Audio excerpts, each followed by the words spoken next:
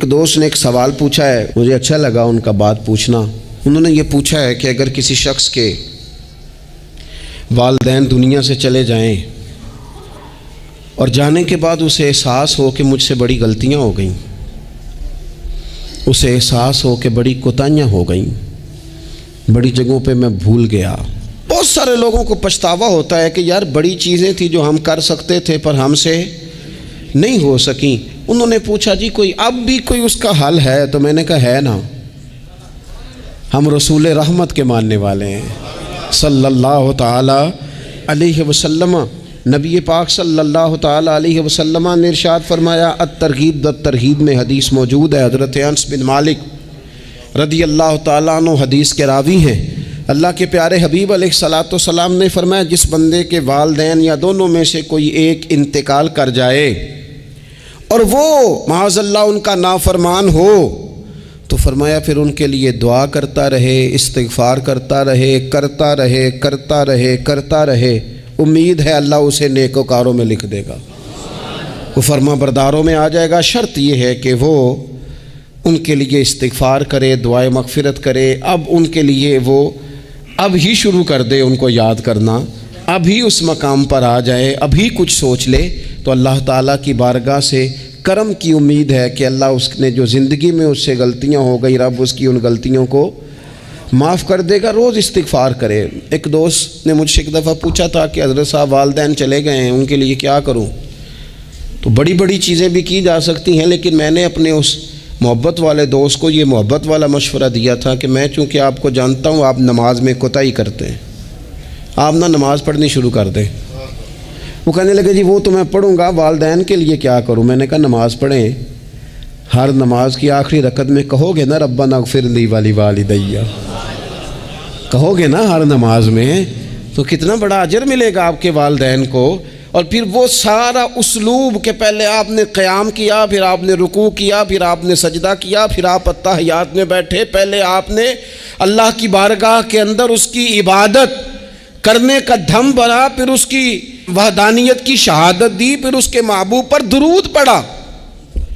اتنے سارے کام کر کے اب آپ نے آخر میں کہا ربنا اغفر لی ولیوالدی، یا اللہ مجھے بخش دے اور میرے والدین کو بخش دے۔ تو بتائیے اللہ کتنا کرم فرمائے گا۔ ایک آدمی تھا تو اس کی بیوی انتقال کر گئی اور اس نے طلاق دے دی۔ 10-11 سال کا اس کا بیٹا تھا، اس نے دوسری شادی کر لی۔ ایک دن اپنے بیٹے سے کہنے لگا، بیٹے وہ سگی اماں ٹھیک تھی یا یہ والی ٹھیک ہے؟ تو بیٹا کہنے لگا، ابا جی یہ ٹھیک ہے، وہ سگی امی جھوٹ بڑے بولتی تھی، سگی امی جھوٹ بڑے بولتی تھی، جھوٹی تھی، یہ سچی ہے۔ اس نے کہا بیوقوف تیری ماں جھوٹی تھی۔ اس نے کہا ابا بڑی۔ کہا کس طرح؟ کہنے لگا ابا جی میں نا کبھی، آپ کو پتہ میں شرارتی ہوں، کبھی میں شرارت کرتا تھا نا، کوئی برتن توڑ دیتا تھا تو میری سگی اماں مجھے تھپڑ مار کے باہر نکالتی تھی، کہتی تھی میں تالا لگاؤں گی باورچی خانے کو، تجھے ساری رات روٹی نہیں دینی، تو آج بھوکا ہی رہے گا، بالکل نہیں دینا، ساری رات نہیں دینا۔ بڑے دعوے کرتی تھی، قسمیں اٹھاتی تھی، پر بڑی جھوٹی تھی۔ آدھا گھنٹہ بھی نہیں گزرتا تھا تو گلیوں میں مجھے ڈھونڈنے لگ جاتی تھی، ڈھونڈ کے لاتی تھی، ڈھونڈ کے، اور لا کے نا تو غلطی میری ہوتی تھی، رونا میری اماں شروع کر دیتی تھی، وے اوے مینوں نہ ستایا کر وے پترا۔ پھر میری مرضی کا کھانا مجھے پکا کے دیتی تھی، میری مرضی کا، اور پھر میری اماں مجھے تحفہ بھی دیتی تھی۔ ابا جی وہ جھوٹی تھی، پہلے کہہ رہی تھی ساری رات نہیں دینا، اب آدھا گھنٹہ۔ یہ بڑی سچی ہے جواب بھائی ہے۔ میں شرارت کرتا ہوں تو تھپڑ مار کے نکال دیتی ہے، کہتی ہے روٹی نہیں دینی، پھر میں ساری رات رو کے گزارتا ہوں پر نہیں دیتی۔ یہ سچی ہے، وہ جھوٹی تھی۔ تو ماں کے درد کو کیا سمجھے؟ بچے تو کہتے ہیں اماں نے ہمیں قید کر دیا، اماں کہتی ہے میری مرضی سے کھاؤ، اور تجھے نہیں پتا اس نے قید نہیں کیا، وہ تم سے پیار بڑا سچا کرتی ہے، اور بڑا سچا پیار کرتی ہے تیرے ساتھ، بڑا سچا۔ بیٹا برگر کھا کے آ جاتا ہے، اماں کہتی ہے روٹی کھا لے، کہتا ہے نہیں آپ نے بینگن پکائے ہوئے ہیں میں نے نہیں کھانے، تو اماں منتیں کرتی ہے، کہتی ہے چل توں دس کی کھانا ہے، تینوں سیویاں نہ بنا دیاں، فٹافٹ دال پک جائے گی، کیا کھائے گا؟ وہ ابا جی میری طرح قریب سے کہتے ہیں چھڈ پرا بھوک لگے گی تو آپ ہی کھا لے گا، لیکن अम्मा कहती है इसने रोटी ना खाई तो मुझे नींद नहीं आएगी. तो इस दर्द को समझना. माँ के सीने में ना, देखिए ना, एक बच्ची होती है बीए, वो उसने कर लिया, उसकी अम्मा रोज कहती है बेटे सवेरे उठा कर. सास के पास जाएगी तो वो कहेगी कि इसकी अम्मा ने सवेरे उठना सिखाया ही नहीं. अब बेटी कहती है अम्मा जी दो जावांगी वेखी जाएगी. अच्छा, उसकी शादी हो गई, उसकी सास ने आहिस्ता आहिस्ता शिकवे शुरू कर दिए, खामों से कहने लगी तू इसको उठाता ही नहीं सवेरे. वो भी कहता है कमरे में जाके अम्मा शिकवा करती है तू उठती नहीं. अब बच्ची लाडली थी, वो नहीं थी उठती टाइम पे.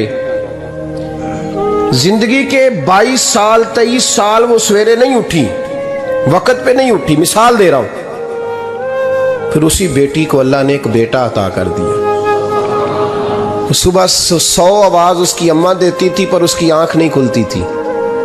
लेकिन उसी बेटी का बेटा सहरी के वक्त हल्का सा रोता है. सारी दुनिया सोई है पर अम्मा उसकी फटाफट जागती है, फटाफट जागती है. मैं गुलाम हूं एक आस्ताने का, और मैं समझता हूं जो किसी का मुरीद ही नहीं उस पर तो साया ही नहीं. उसे चाहिए किसी बुजुर्ग का साया हासिल करे. लेकिन भाई ये बात भी बड़ी सच्ची है कि मेरे जैसे पीर के हाथ में 5000 रुपया नजराना दो ना, पीर साहब दुआ करना, तो पीर साहब ने दुआ पक्की याद की हुई है सबके लिए. रटी रटाई, अल्लाह खैर करे, अल्लाह भला करे, तो सबके लिए रट्टा लगाया हुआ है. और अम्मा को बेटा वैसे ही कह जाए, वैसे ही अम्मा मैं इंटरव्यू देने जा रहा हूँ जरा दुआ करना, वो बीबियां मंगा के दुआए तंजीना पढ़ाना शुरू कर देती है. और सारी सारी रात मुसल्ले पे बैठी. इस दर्द को समझना. और भाई बड़ा वेल ड्रेस बेटा होता है, वेल ड्रेस नौजवान, वो 18,000 का जोड़ा पहनता है, 7,000 का जूता खरीदता है, वो कीमती किस्म की घड़ी इस्तेमाल करता है.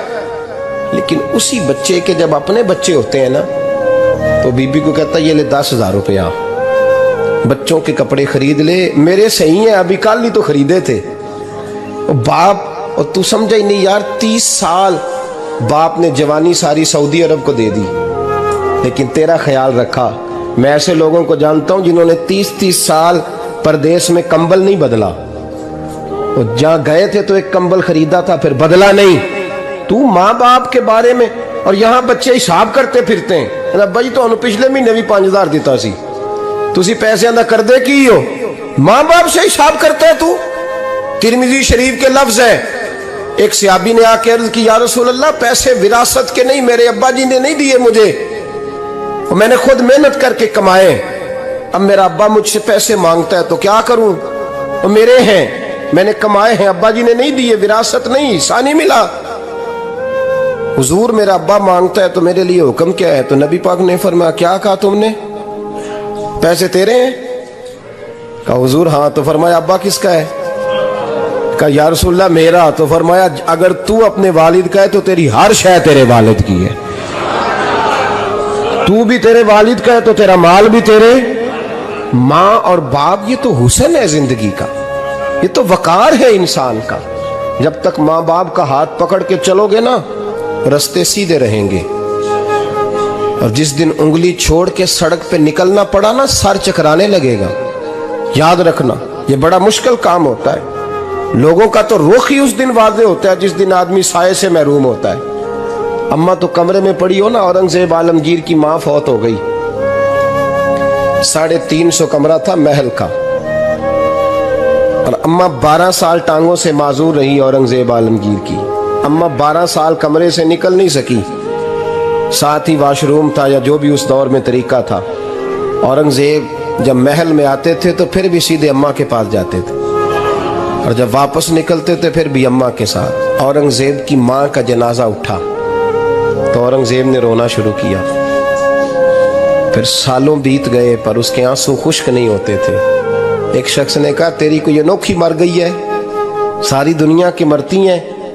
उसने कहा मैं बादशाह हूं, 24 घंटे लोगों का आना जाना है, बड़े दबदबे हैं, बड़े डेरेदारियां हैं, बड़ी भैंसें, बड़ी गायें, बड़े खाने वाले, बड़े लांगरी.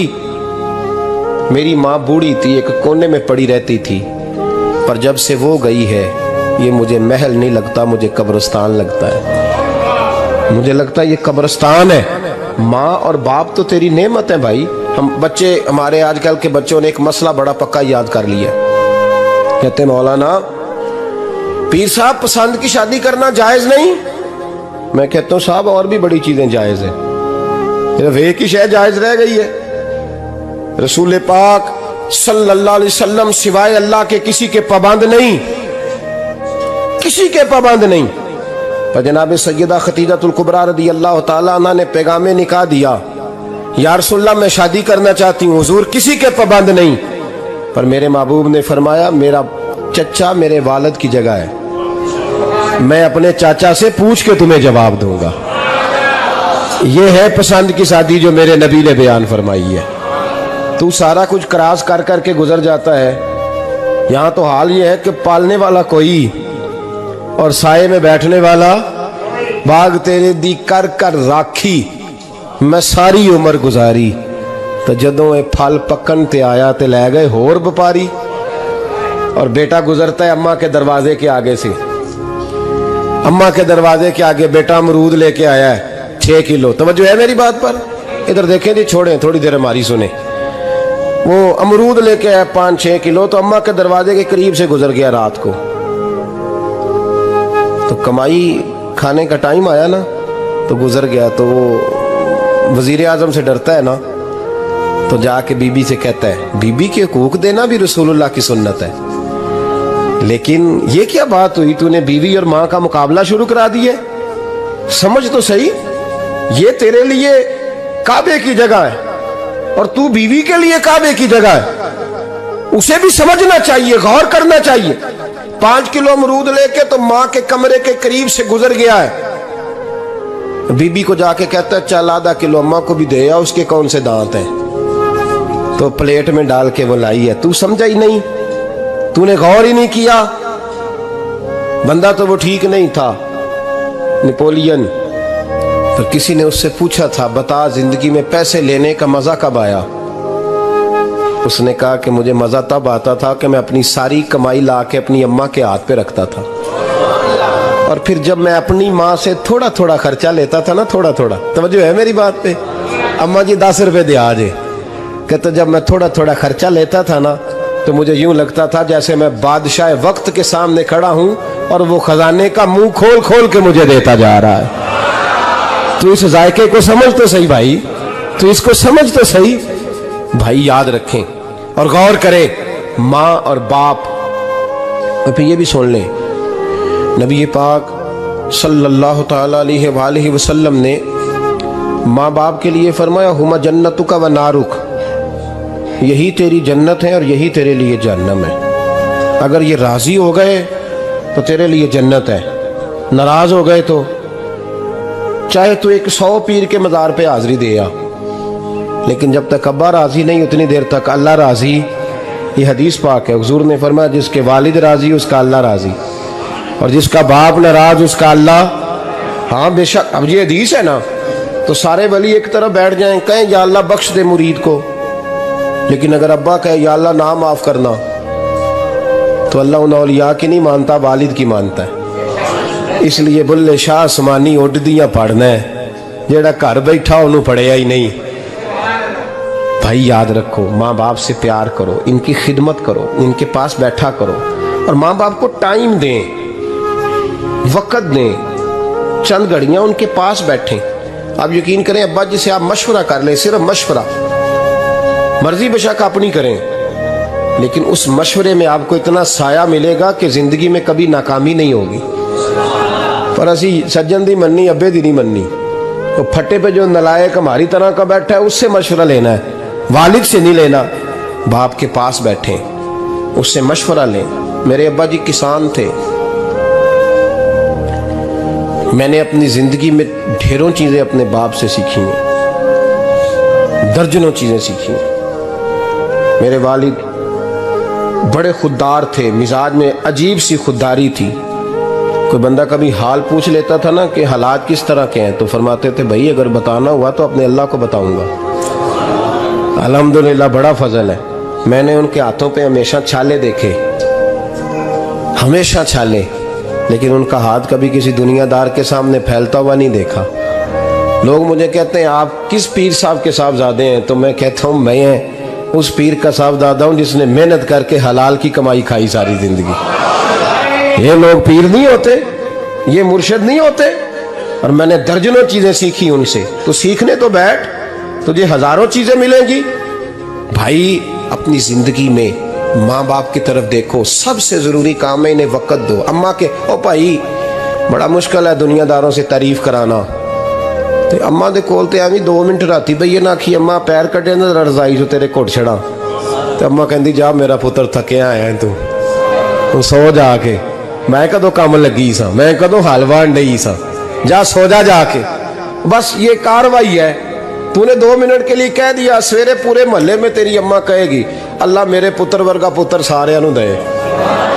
راتی آندا ہے تے مینوں گھٹ کے سوندا ہے، اللہ گھٹیا کوئی نہیں سو ایویں کاروائی پائی سو، لیکن وہ سب کو بتاتی ہے۔ تو بھائی اتنی قیمتی چیز اور تو چھوڑ کے میں ابھی جلسے سے دیر سے آتا تھا نا، اب تو جاتا نہیں زیادہ جگہوں پہ، کوشش کرتا ہوں کہ چلو ماحول کے مطابق، تھوڑا خشک آدمی ہوں تو ہر جگہ سیٹ نہیں ہو پاتا، اس لیے کم جاتا ہوں۔ تو کبھی رات کو آتے تھے نا دیر سے، میری اماں جی شوگر کی مریض تھیں، تو میں چھوٹے بھائی کو فون کرتا تھا کہ اماں جی سو گئے کہ نہ سو گئے۔